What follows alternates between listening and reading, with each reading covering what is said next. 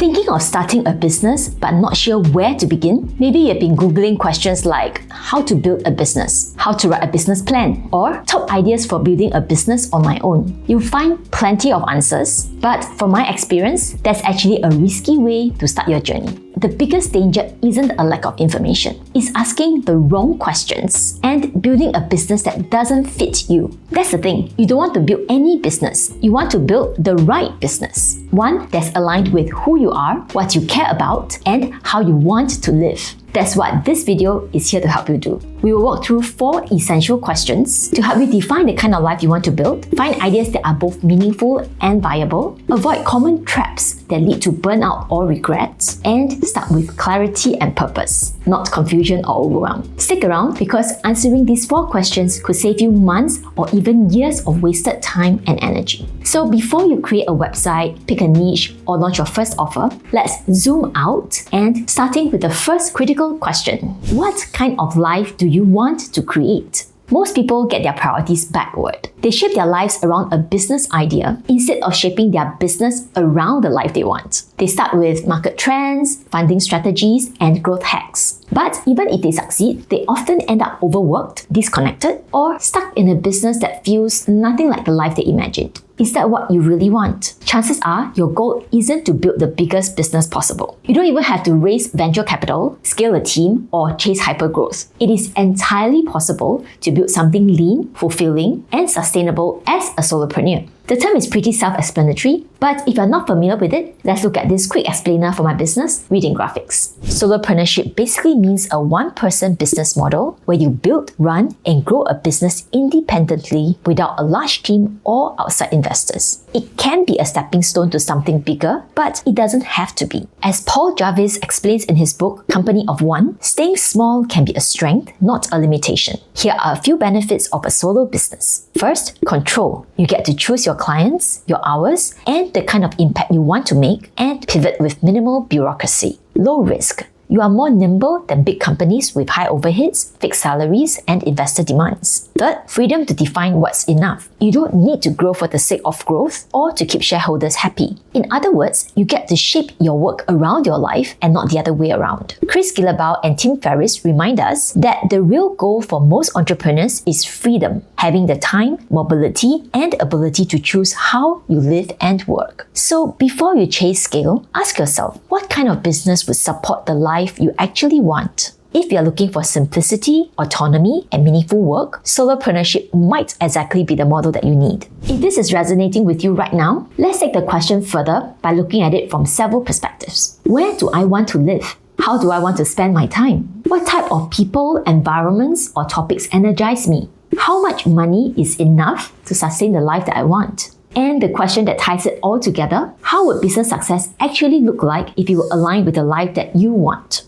Would it mean working part-time and spending the rest of your day with your kids? Replacing your salary so you can travel while you work? Running a small but high-impact business with just a few loyal clients? Or saying no to projects that don't align with your values? Take a moment to define that for yourself. Your answers to this question will guide everything else. It might take several rounds to gain clarity, and that's okay. Because if you're not clear on your destination, you end up chasing someone else's goals. Once you are clear on the kind of life that you want to build, the next question is, what problem or need do you want to solve? Many people go off track in business because they ask the wrong question. What are good business ideas right now? This question leads to us chasing trends like dropshipping, coaching, affiliate marketing, AI tools, and so on. You find yourself flooded with options that sound promising, but they have nothing to do with what you really thrive in. So don't pick something just because it's hot. Look for something that's meaningful and sustainable for you. Here's a better starting point from Chris Guillebeau. In the $100 Startup, Chris Guillebeau explains how successful solopreneurs find the sweet spot where passion meets usefulness. Let's break that down together. First is your passion. This is what lights you up. Maybe it's photography, organizing events, fixing things, or baking bread. It doesn't matter what it is, so long as it's something you enjoy and makes you want to keep going. But passion alone isn't enough. This is where you shift your focus from yourself to others with usefulness. What do people actually need? What problems are they trying to solve? More importantly, what are they already paying for? Maybe someone in your area is looking for an event planner, or your friend needs help automating their business workflow. flows. When you combine what you love with what others want, you get the point of convergence. But here's one more piece: skills transformation.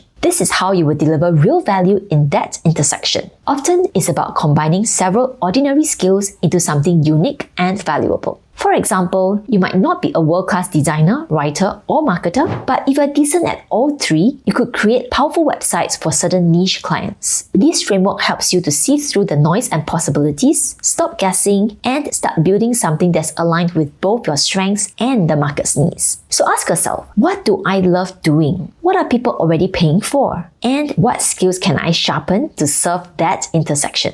This is how you turn interest into income and ideas into results. The point of convergence is a powerful concept for finding clarity. It helps you to connect what you love with what other people need and what you can offer. If you're still unsure where to start, try exploring the idea with these prompts. What kind of challenges genuinely motivate me? What problems do people often ask me to help them with? What skills do I already have or want to build that others find valuable? Take your time to answer these questions. Write your thoughts down, even if they feel messy at first. Give some time and space for the ideas to simmer, and you might be surprised at the possibilities that emerge. Once you find something that energizes you and serves others, you'll be so much closer to building a business that you want to stick with. If you'd like to dive deeper into this idea of having a sweet spot in life, check out this other video. Let's move on to the third question. What trade-offs are you willing to make? When you search for business ideas online, you might see headlines like "Start making money and ditch the 9 to 5, be your own boss and take control," or "Unlock freedom in just 3 months." It all sounds very exciting and even effortless. But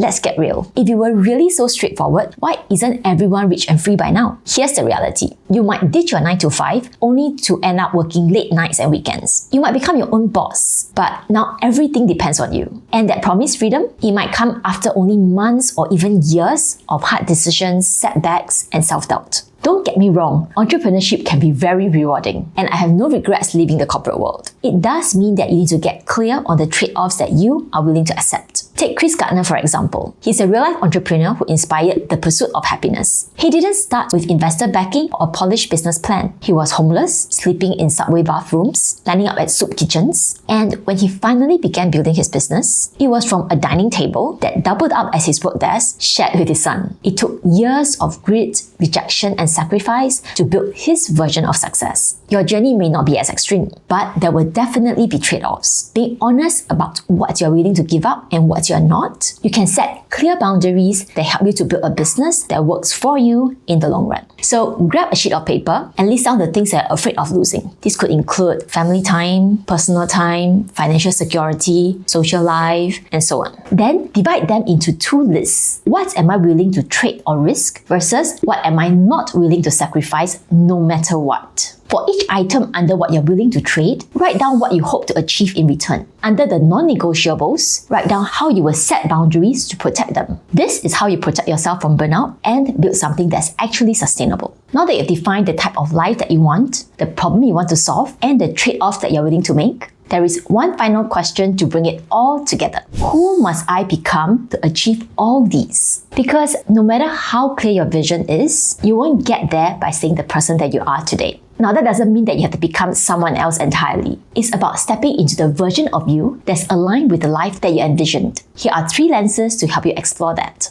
First, the values that you will live by. Ask yourself, if someone described how I run my business in 1 sentence, what would I want them to say? Do I stand for integrity, simplicity, creativity, generosity, or something else? Your values are your internal compass. They define how you show up, how you lead, and how you make decisions, especially when things get hard or uncertain. When your business reflects those values, it feels right. Otherwise, you constantly feel like something's off. Second, the skills and capabilities to develop. We touched on this in question 2 under skills transformation. But let's go deeper. Ask yourself, what do I need to get better at to create the life that I want? What do I need to stop avoiding because it feels uncomfortable? This might include learning how to sell without sounding salesy, managing your business finances with more clarity, delegating work before you feel ready, or setting stronger boundaries with clients, with time, or with distractions. The key here isn't perfection, but being intentional about the skill gaps that you want to close and making steady progress over time. Third, think about habits and mindsets to practice. To run the kind of business that you want, you need to think and act like the kind of person who can sustain it. And one of the best ways is to study study people who are already running the type of businesses that you want to build. Ask yourself, what do they do differently? How do they manage their time and focus? How do they make decisions under pressure?